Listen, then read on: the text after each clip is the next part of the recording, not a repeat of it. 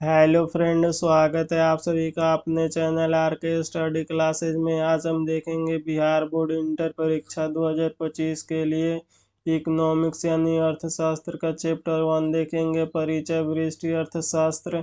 इस चैप्टर में जितना ऑब्जेक्टिव क्वेश्चन है हम आपको बताएंगे, तो आप लोग वीडियो को शुरू से लेकर अंत तक देखिएगा, एक भी प्रश्न को स्किप मत कीजिएगा और अपने दोस्तों के पास शेयर कर दीजिएगा ताकि वो भी याद कर ले। और आप लोग व्हाट्सएप ग्रुप में जुड़ना चाहते हैं तो आप लोग इस नंबर पर मैसेज करके बोलिए सर हमको व्हाट्सएप ग्रुप में जोड़ दीजिए। आपको व्हाट्सएप ग्रुप में जोड़ दिया जाएगा 7209072298। बस आपको इस नंबर पे मैसेज करके बोलना है सर हमको व्हाट्सएप ग्रुप में जोड़ दीजिए, आपको व्हाट्सएप ग्रुप में जोड़ दिया जाएगा।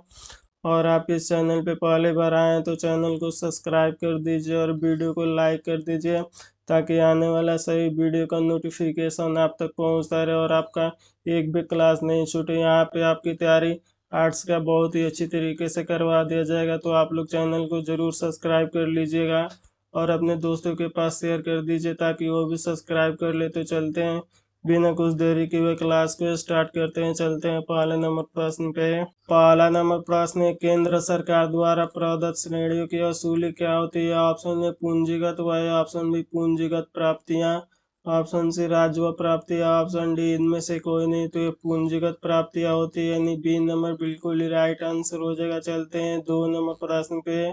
दो नंबर प्रश्न है, अन्य बातें सामान्य रही तो करो कटौती से उपभोग में क्या होता है? ऑप्शन ए वृद्धि, ऑप्शन बी कटौती, ऑप्शन सी ऋणात्मक वृद्धि, ऑप्शन डी इनमें से कोई नहीं। तो इसका ऑप्शन नंबर ए बिल्कुल राइट आंसर हो जाएगा, वृद्धि हो जाएगा। चलते हैं तीन नंबर प्रश्न पे। तीन नंबर प्रश्न है, खुली अर्थव्यवस्था का गुणक बंद अर्थव्यवस्था की अपेक्षा कैसी होती है? आपको बताना है खुली अर्थव्यवस्था का बंद अर्थव्यवस्था की अपेक्षा कैसी होती है? ऑप्शन ए बड़ा, ऑप्शन बी छोटा, ऑप्शन सी समान, ऑप्शन डी इनमें से कोई नहीं। तो ये छोटा हो जाता है, यानी बी नंबर बिल्कुल ही राइट आंसर हो जाएगा। चलते हैं तीन नंबर प्रश्न पे। चार नंबर प्रश्न है, विदेशी आय में वृद्धि से घरेलू निर्गत और निर्यात में क्या होता है? ऑप्शन ए ह्रास, ऑप्शन बी वृद्धि, ऑप्शन सी घाटा, ऑप्शन डी इनमें से कोई नहीं। तो आपको बताना है वृद्धि आय में वृद्धि घरेलू निर्यात और निर्यात को क्या बोलते हैं? तो इसका ऑप्शन नंबर बी बिल्कुल राइट आंसर हो जाएगा, वृद्धि हो जाता है। चलते हैं पाँच नंबर प्रश्न पे। पाँच नंबर प्रश्न, समष्टि के स्तर पर निर्णय कौन लेता है? आपको बताना है समष्टि के स्तर पर निर्णय कौन लेता है? ऑप्शन ए परिवार, option B firm, option C राज्य, ऑप्शन डी इनमें से कोई नहीं। तो राज्य लेता है, यानी सी नंबर बिल्कुल ही राइट आंसर हो जाएगा। चलते हैं छह नंबर प्रश्न पे। छह नंबर प्रश्न है, समष्टि अर्थव्यवस्था का वैकल्पिक नाम क्या है? ऑप्शन ए आय सिद्धांत, ऑप्शन बी उपभोक्ता सिद्धांत, ऑप्शन सी कीमत सिद्धांत, ऑप्शन डी उत्पादक सिद्धांत। तो ये आय सिद्धांत होता है, नहीं ये नंबर बिल्कुल ही राइट आंसर हो जाएगा। चलते हैं सात नंबर प्रश्न पे। सात नंबर प्रश्न है, समष्टि अर्थशास्त्र का संबंध है। आपको बताना है समष्टि अर्थशास्त्र का संबंध कैसे होता है? ऑप्शन ए कीमत स्तर से, ऑप्शन बी राष्ट्रीय स्तर पर उत्पाद से, ऑप्शन सी रोजगार स्तर से, ऑप्शन डी इनमें से कोई नहीं। तो इनमें से सभी से हो जाएगा, यानी डी नंबर बिल्कुल ही राइट आंसर हो जाएगा। चलते हैं आठ नंबर प्रश्न पे। आठ नंबर प्रश्न है, रोजगार सिद्धांत का संबंध है। आपको बताना है रोजगार सिद्धांत का संबंध कैसे है? ऑप्शन ए स्थैतिक अर्थव्यवस्था से, ऑप्शन बी व्यष्टि अर्थव्यवस्था से, ऑप्शन सी समष्टि अर्थव्यवस्था से, ऑप्शन डी इनमें से कोई नहीं। तो ये समष्टि अर्थव्यवस्था से, यानी सी नंबर बिल्कुल ही राइट आंसर हो जाएगा। चलते हैं नौ नंबर प्रश्न पे। नौ नंबर प्रश्न, समष्टि अर्थशास्त्र के अंतर्गत निम्न में से किसका अध्ययन किया जाता है? आपको बताना है समष्टि अर्थशास्त्र के अंतर्गत किसका अध्ययन किया जाता है? ऑप्शन ए राष्ट्रीय आय, ऑप्शन बी पूर्ण रोजगार, ऑप्शन सी कुल उत्पाद, ऑप्शन डी उपयुक्त सभी। तो इसमें से सभी का उपयोग किया जाता है, राष्ट्रीय आय का भी, पूर्ण रोजगार का भी, कुल उत्पाद का भी। तो इसका ऑप्शन नंबर डी बिल्कुल राइट आंसर हो जाएगा। चलते हैं दस नंबर प्रश्न पे। दस नंबर प्रश्न, चक्रीय प्रवाह में शामिल है। आपको बताना है चक्रीय प्रवाह में कौन शामिल है? ऑप्शन वास्तविक प्रवाह, ऑप्शन बी मौद्रिक प्रवाह, ऑप्शन सी और बी दोनों, ऑप्शन डी इनमें से कोई नहीं। तो इसमें दोनों शामिल है, वास्तविक प्रवाह और मौद्रिक प्रवाह दोनों शामिल है, यानी सी नंबर बिल्कुल ही राइट आंसर हो जाएगा। चलते हैं ग्यारह नंबर प्रश्न पे। 11 नंबर प्रश्न है, बचत प्रवृत्ति जिस परिवर्तन के बारे में परिवर्तन बताती है वो है ऑप्शन ए आय के कारण बचत, ऑप्शन बी आय के कारण उपभोक्ता में परिवर्तन, ऑप्शन सी आय के कारण निवेश में परिवर्तन, ऑप्शन डी इसके कारण अभ्यास में परिवर्तन। तो इसका ऑप्शन नंबर ये बिल्कुल राइट आंसर हो जाएगा, आय के कारण बचत में परिवर्तन होता है। चलते हैं 12 नंबर प्रश्न पे। 12 नंबर प्रश्न, एक देश में विदेशी पूंजी के आगमन से क्या होता है, आपको बताना है। विदेशी पूंजी आगमन करता है तो क्या होता है। ऑप्शन ए निर्यात और उत्पाद में वृद्धि होती है, ऑप्शन बी उत्पादन में कमी आती है, ऑप्शन सी सरकार मुद्रा जारी नहीं करती है, ऑप्शन डी व्यापार कमी हो जाती है। तो ये निर्यात और उत्पाद में दोनों में वृद्धि हो जाती है, यानी ये नंबर बिल्कुल राइट आंसर हो जाएगा। चलते हैं 13 नंबर प्रश्न पे।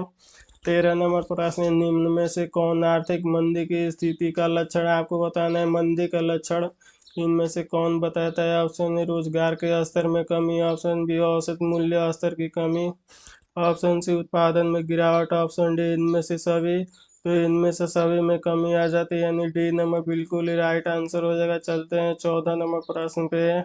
14 नंबर प्रश्न, अतिरिक्त मांग उत्पन्न होने के निम्न में से कौन सा कारण है। ऑप्शन ए मुद्रा की पूर्ति में कमी, ऑप्शन बी सार्वजनिक व्यय में वृद्धि, ऑप्शन सी करों में कमी, ऑप्शन डी इनमें से सभी। तो इनमें से सभी हो जाएगा, यानी डी नंबर बिल्कुल ही राइट आंसर हो जाएगा। चलते हैं 15 नंबर प्रश्न पे।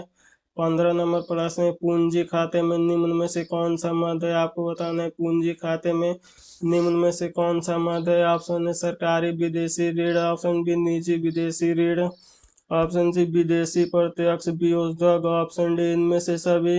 तो इसका ऑप्शन नंबर डी बिल्कुल राइट आंसर हो जाएगा, इनमें से सभी होता है। चलते हैं 16 नंबर प्रश्न पे। 16 नंबर प्रश्न, अक्षरों के केंद्र से निकलने वाली सीधी आपूर्ति रेखा की लोच क्या होती है। ऑप्शन ए इकाई से कम होती है, ऑप्शन बी इकाई से अधिक होती है, ऑप्शन सी इकाई के बराबर होती है, ऑप्शन डी शून्य के बराबर होती है। तो इकाई के बराबर होती है, यानी सी नंबर बिल्कुल राइट आंसर हो जाएगा। चलते हैं 17 नंबर प्रश्न पे। 17 नंबर प्रश्न, व्यापार संतुलन का क्या अर्थ है, आपको बताना है। व्यापार संतुलन का क्या अर्थ है। ऑप्शन ए पूंजी पूंजी का लेन देन, ऑप्शन बी वस्तु का आयात एवं निर्यात, ऑप्शन सी कुल क्रेडिट तथा डेबिट, ऑप्शन डी उपयुक्त सभी। तो इसका ऑप्शन नंबर डी बिल्कुल राइट आंसर हो जाएगा, इनमें से सभी हो जाएगा। चलते हैं 18 नंबर प्रश्न पे। 18 नंबर प्रश्न, व्यापक अर्थशास्त्र की निम्नलिखित में से कौन सी उपयोगिता है। ऑप्शन ए सरकारी आर्थिक नीति का निर्माण, ऑप्शन बी आर्थिक विकास, ऑप्शन सी अंतर्राष्ट्रीय तुलनाएं, ऑप्शन डी उपयुक्त सभी। तो इसमें से सभी हो जाता है, यानी डी नंबर बिल्कुल ही राइट आंसर हो जाएगा। चलते हैं 19 नंबर प्रश्न पे। 19 नंबर प्रश्न, समष्टि अर्थशास्त्र के अध्ययन का विषय है, आपको बताना है। समष्टि अर्थशास्त्र का अध्ययन का विषय कौन है। ऑप्शन है राष्ट्रीय आय का सिद्धांत, ऑप्शन बी उपभोक्ता का सिद्धांत, ऑप्शन सी उत्पाद का सिद्धांत, ऑप्शन डी इनमें से कोई नहीं। तो इसका ऑप्शन नंबर ए बिल्कुल ही राइट आंसर हो जाएगा, राष्ट्रीय आय का सिद्धांत होता है। चलते हैं 20 नंबर प्रश्न पे। 20 नंबर प्रश्न है, पूंजी के अस्टाल में वृद्धि कहलाती है, आपको बताना है। पूंजी के स्टॉक में जो वृद्धि होती है उसको क्या कहते हैं। ऑप्शन ए पूंजी ह्रास, ऑप्शन बी पूंजी लाभ, ऑप्शन सी पूंजी निर्माण, ऑप्शन डी इनमें से कोई नहीं। तो ये पूंजी निर्माण कहलाता है, यानी सी नंबर बिल्कुल राइट आंसर हो जाएगा। चलते हैं 21 नंबर प्रश्न पे। 21 नंबर प्रश्न, निम्नलिखित में से कौन सा स्टॉक है, आपको बताना है। इनमें से कौन सा स्टॉक है। ऑप्शन ए संपत्ति, ऑप्शन बी बचत, ऑप्शन सी निर्णय, ऑप्शन डी लाभ। तो इसका ऑप्शन नंबर ये बिल्कुल ही राइट आंसर हो जाएगा, संपत्ति होता है जो स्टॉक किया जा सकता है, यानी ये नंबर बिल्कुल ही राइट आंसर हो जाएगा। चलते हैं 22 नंबर प्रश्न पे। 22 नंबर प्रश्न, अति अल्पकाल में पूर्ति वक्र होती है, आपको बताना है। अति अल्पकाल में पूर्ति वक्र कैसी होती है। ऑप्शन ए पूर्णतः लोचेदार, ऑप्शन बी पूर्णतः बेलोचेदार, ऑप्शन सी लोचेदार, ऑप्शन डी इनमें से कोई नहीं। तो पूर्णतः बेलोचेदार होती है। चलते हैं 23 नंबर प्रश्न पे। 23 नंबर प्रश्न, स्थिर पूंजी का उपभोग क्या कहलाता है, आपको बताना है। स्थिर पूंजी का उपभोग क्या कहलाता है। ऑप्शन ए पूंजी निर्णय, ऑप्शन बी गिरावट व्यय, ऑप्शन सी निवेश, ऑप्शन डी इनमें से सभी। तो इसका ऑप्शन नंबर बी बिल्कुल राइट आंसर हो जाएगा, गिरावट व्यय होता है। थैंक यू बाबू, फिर मिलते हैं अगले वीडियो में, तब तक मन लगेगा पढ़ाई कीजिए। Take care and bye.